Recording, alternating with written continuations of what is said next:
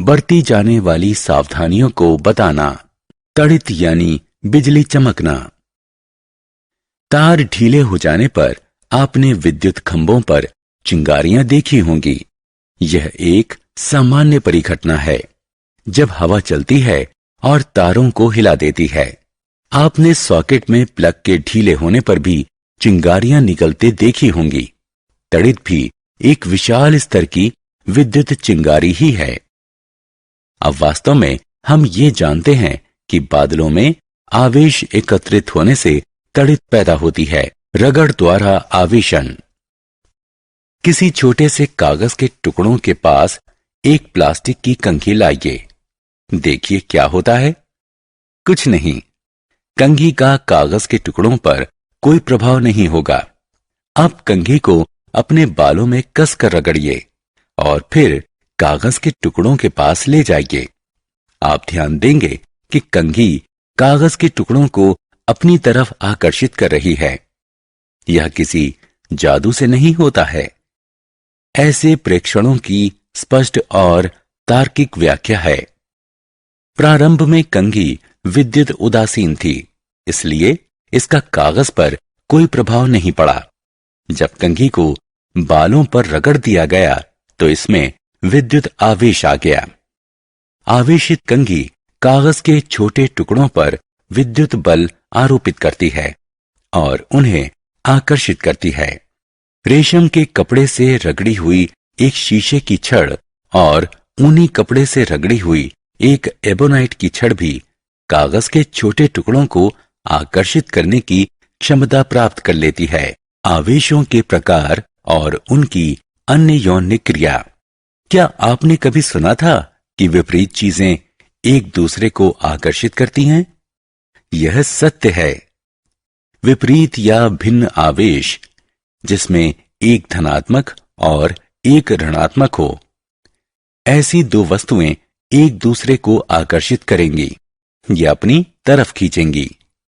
समान आवेश जैसे दोनों धनात्मक या दोनों ऋणात्मक वाली वस्तुएं एक दूसरे को प्रतिकर्षित करेंगी या अपने से दूर धकेलेंगी। विपरीत आवेश एक दूसरे को आकर्षित करते हैं, जैसे एक धनात्मक आवेश एक ऋणात्मक आवेश को आकर्षित करता है। समान आवेश एक दूसरे को प्रतिकर्षित करते हैं, जैसे एक धनात्मक आवेश दूसरे धनात्मक आवेश को प्रतिकर्षित करता है और एक ऋणात्मक आवेश दूसरे ऋणात्मक आवेश को प्रतिकर्षित करता है। कोई आवेशित वस्तु उन वस्तुओं को भी आकर्षित करती है जो उदासीन हों। विद्युतदर्शी यह ऐसा यंत्र है जो छोटे विद्युत आवेशों को जांचने और परीक्षण करने के काम आता है। यह इस सिद्धांत पर आधारित है कि विपरीत आवेश एक दूसरे को प्रतिकर्षित करते हैं। विद्युतदर्शी का उपयोग। विद्युतदर्शी का प्रयोग यह जांचने के लिए किया जाता है कि कोई पिंड आवेशित है या नहीं। दिए गए पिंड को विद्युतदर्शी की पीतल की डिस्क से स्पर्श कीजिए। यदि एल्यूमीनियम की पत्तियां हिलती हैं तो पिंड आवेशित है। यदि पत्तियां नहीं हिलती हैं तो दिया गया पिंड आवेशित नहीं है। तड़ित। तड़ित गर्जन के साथ आने वाला एक वायुमंडलीय स्थिर वैद्युत विसर्जन है जो आमतौर पर तूफान के समय और कभी-कभार ज्वालामुखी के विस्फोट या धूल की आंधी के समय आती है। इस वायुमंडलीय वैद्युत विसर्जन से तड़ित की एक चमक 2,20,000 किलोमीटर प्रति घंटे या 1,40,000 मील प्रति घंटे की चाल से गति कर सकती है और इसका ताप 30,000 डिग्री सेल्सियस या 54,000 डिग्री फ़ारेनहाइट तक पहुंच सकता है। तड़ित से सुरक्षा। तड़ित के दौरान सुरक्षा सुनिश्चित करना आवश्यक है। तड़ित से बचने के उपाय निम्न हैं। जल से दूर रहें। ऊंची भूमि से दूर रहें। खुले स्थान से दूर रहें।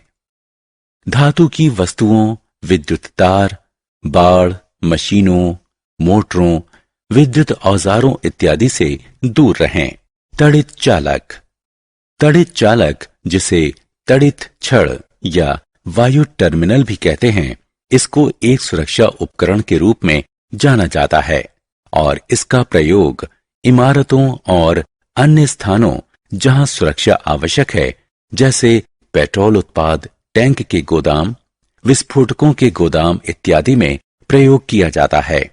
तड़ित का मुख्य उद्देश्य ढांचे के पर्याप्त ऊपर एक ऐसा बिंदु प्रदान करना है जो पृथ्वी से बहुत अच्छे से संपर्क में हो और वो तड़ित ऊर्जा को इमारत को क्षति पहुंचाए बिना पृथ्वी की तरफ मोड़ दे। तड़ित की उत्पत्ति को रोकने में इसकी कोई भूमिका नहीं है। भूसंपर्कण, घरों में आने वाली विद्युत के लिए लगाया जाने वाला भूसंपर्कण पृथ्वी तड़ित चालक के लिए पर्याप्त नहीं होता। यह बात तड़ित में सम्मिलित विद्युत के परिमाण से पुष्ट होती है, जो कि घरेलू विद्युत के परिमाण से 2 स्तर ज्यादा परिमाण की होती है। हालांकि बहुत ज्यादा वोल्टेज होने के कारण उसके समानुपाती भारी भूसंपर्कण की आवश्यकता नहीं होती, क्योंकि वोल्टेज स्वयं ही इसे पृथ्वी में ले जाता है। सुरक्षा शंकु, इस पद का प्रयोग प्रदान की गई सुरक्षा की मात्रा को व्यक्त करने के लिए होता है और यह तड़ित चालक को स्थापित करने के लिए एक सामान्य चित्रात्मक यंत्र होता है। सुरक्षा शंकु को दर्शाते हुए तड़ित चालक की आकृति दी गई है। भूकंप, पृथ्वी मुख्यतः 3 परतों में विभाजित है। कठोर बाहरी परत भूप्रटी, मुलायम बिचली परत और एक केंद्रीय कोर। बाहरी परत कई भारी अनियमित टुकड़ों में विभक्त रहती है, जिन्हें प्लेट कहते हैं। ये प्लेटें पृथ्वी के बहुत भीतर के ऊर्जा बलों से संचालित होकर बहुत धीमी गति करती हैं। जब ये प्लेटें एक दूसरे से रगड़ या टक्कर खाती हैं, तो भूकंप आते हैं। सुरक्षित रहने के लिए निम्न उपाय किए जा सकते हैं। यदि आप घर में हैं, तो किसी टेबल के नीचे शरण लें और जब तक कंपन खत्म ना हो जाए वहीं रहें। ऊंची और भारी वस्तुएं जो आप पर गिर सकती हैं, उनसे दूर रहें। यदि आप बिस्तर में हैं, तो उठे नहीं, अपने सिर को तकिए से ढक लें।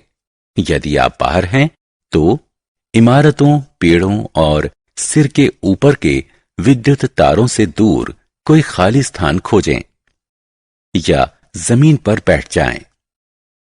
यदि आप कार या बस में हैं, तो बाहर न निकलें। चालक से कहें कि वह धीरे धीरे गाड़ी को खाली जगह पर ले चले। गाड़ी से तब तक न निकलें जब तक कंपन खत्म न हो जाए।